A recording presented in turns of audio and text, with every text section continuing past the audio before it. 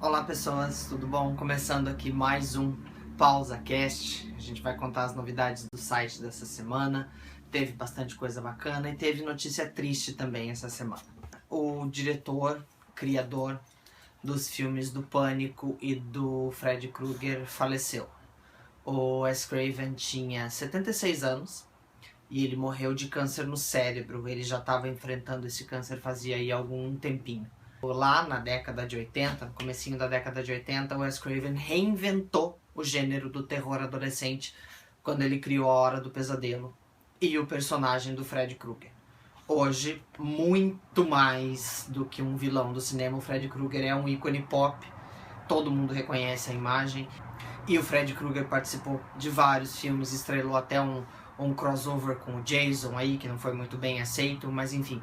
De todos esses filmes, o Wes Craven dirigiu só o primeiro e o último, mas mesmo assim a ideia foi dele. E uma outra ideia genial, que ele novamente reinventou o gênero dentro dele mesmo, se autorreferenciando o tempo todo, foi com a série Pânico.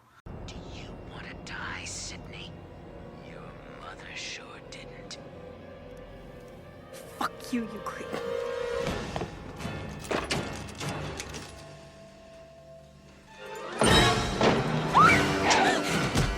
O Pânico teve 4 filmes, todo mundo se lembra da cara do Ghostface, todo mundo se lembra do Hello, Sidney, e então assim, não tem como a gente ignorar a importância do Wes Craven para a indústria do cinema. Aproveitando que a gente está falando no Wes Craven, essa semana terminou nos Estados Unidos a primeira temporada do seriado inspirado justamente no Pânico, nos filmes Pânico. O Scream era transmitido pela MTV americana e é simplesmente perfeito. Para quem adora os filmes, o seriado ele brinca muito com os filmes o tempo todo, a gente consegue identificar muitos elementos do filme dentro do seriado.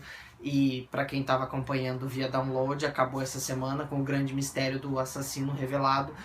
E o seriado já teve a segunda temporada confirmada, que deve estrear no ano que vem na MTV.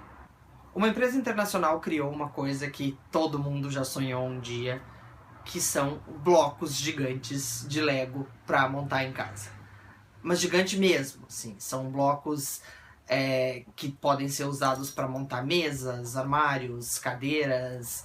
E assim, todo aquele sonho que a gente tinha quando era criança e brincava de Lego, de montar coisas realmente úteis, pode ser realizado agora. Claro que não para nós, claro que a coisa aqui no Brasil não é tão fácil assim, a empresa não é brasileira. Eles trabalham com sistema de locação para eventos e coisa e tal. Mas lá no site deles dá para ter bastante informação, bastante ideia legal. E você pode fazer de tudo, desde bancada, mesa, poltrona, parede, construir galpões, assim, a imaginação é o limite, assim como o Lego pequenininho de verdade, né? Essa semana também foi revelada a lista dos grandes sucessos e dos maiores fracassos da temporada de verão do cinema americano. A temporada que vai ali da metade de junho até metade de agosto é a maior temporada em bilheteria nos cinemas americanos. É quando estreiam os grandes blockbusters, aqueles filmes que vão estourar nas bilheterias. Não necessariamente aqueles que são importantes para premiação, mas os que são importantes para público.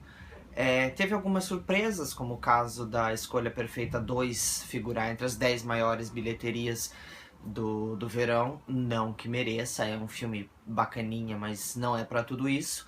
Mas pra mim, pra gente aqui do Pausa, a maior surpresa mesmo foi Tomorrowland estar na lista dos maiores flops do ano. O filme que ficou no segundo lugar entre as piores bilheterias do ano merecia muito mais. É um filme muito bacana, é um filme muito bem feito, tem toda uma ideologia do Walt Disney por trás, é um filme que merecia muito mais público. Entre as maiores bilheterias também, alguns filmes que de maneira alguma mereciam estar ali, como Velozes e Furiosos 7 ou Terremoto, A Falha de San Andrés. Já o filme que acabou ficando em primeiro lugar nas bilheterias é um dos filmes mais legais do ano, que é o Jurassic World, que trouxe de volta para toda uma nova geração aquele medo, aquela loucura dos dinossauros que o Spielberg inventou lá nos anos 90.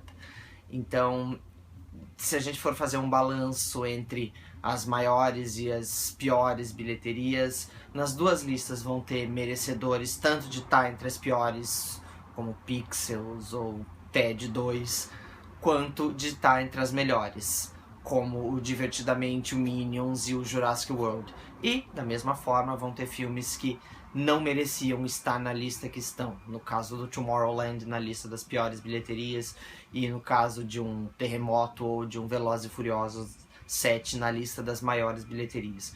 De qualquer forma, o verão americano serve para dar um panorama do que o público está querendo, do que o público está gostando e o que provavelmente vai render muito mais sequências e muito mais filmes similares no futuro.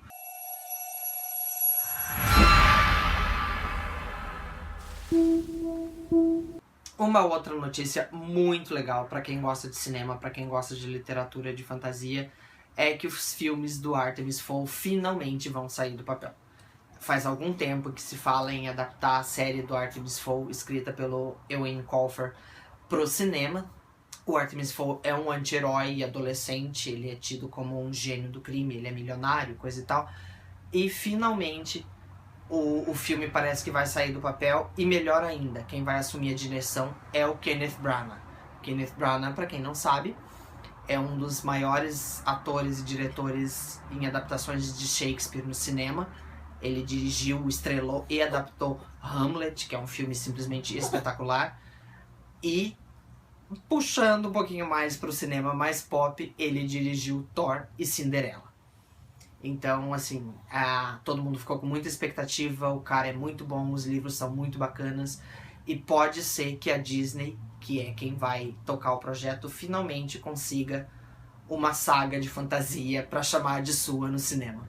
Depois do sucesso de Harry Potter, de Senhor dos Anéis e das tentativas frustradas da Disney de conseguir criar sagas de fantasia com John Carter, com o Príncipe da Pérsia, com Tomorrowland, pode ser que o Artemis Fowl consiga com que a Disney finalmente tenha essa saga de fantasia. São 8 livros, se a gente contar por baixo, podem gerar pelo menos 8 filmes. Tudo vai depender do sucesso do primeiro. É claro, ainda não existem datas, ainda não existe elenco. A única confirmação é o Kenneth Branagh na direção. Mais notícia para quem gosta de cinema, para quem gosta do mundo geek. Uma empresa americana lançou o BB-8 para você ter em casa. Quem é fã do Star Wars, quem conhece o universo geek ali, sabe quem é o BB-8. É o novo droid da saga Star Wars que vai aparecer no episódio 7, que estreia no final do ano, né?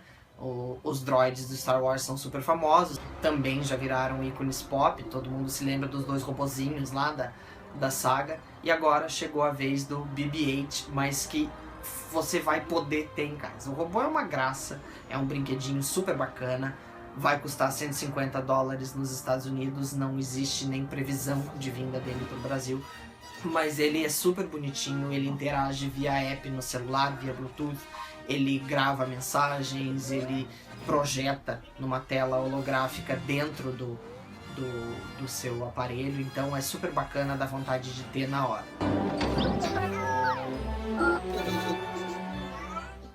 O livro dessa semana é A Fazenda, de Tom Robb-Smith. É um livro de suspense, é um livro muito legal, só que ele tem um problema que você fica esperando o livro começar o tempo todo. Ele tem ali cerca de 300 páginas e daí a história de uma mulher contando sobre uma conspiração que ela está presenciando e que ela é a única que consegue ver e todo mundo ignora e as pessoas começam a chamá-la de louca. O que acontece? O livro passa ali 200, 250 páginas só da mulher contando essa conspiração pro filho. Você fica esperando a história começar, e quando a história realmente começa, quando ela termina de contar da conspiração, o livro conclui. Conclui muito rápido, mas conclui de uma forma muito boa, de uma forma inimaginável, assim, que vai muito além do ela é louca ou ela não é, ela estava falando a verdade ou ela não estava. É um livro muito legal, um livro que vale muito a pena. O autor é inglês, parece que ele está conseguindo certa fama agora. Tem um outro livro dele chamado Criança 44, que também foi muito elogiado. Então parece que ele tá conseguindo crescer agora, e realmente o suspense dele é muito bom, é muito intrigante, apesar de ter toda essa coisa de ser basicamente ela contando a história dessa conspiração. Você quer saber, você tá ali preso, você quer saber mais, e ela não para de contar e você não para de querer ler. É daqueles livros que te prende, assim, e te mantém tenso até o final. Vale muito a pena. Então é isso, pessoas. O nosso quarto PausaCast fica por aqui, e até a próxima. Serve para dar um panorama da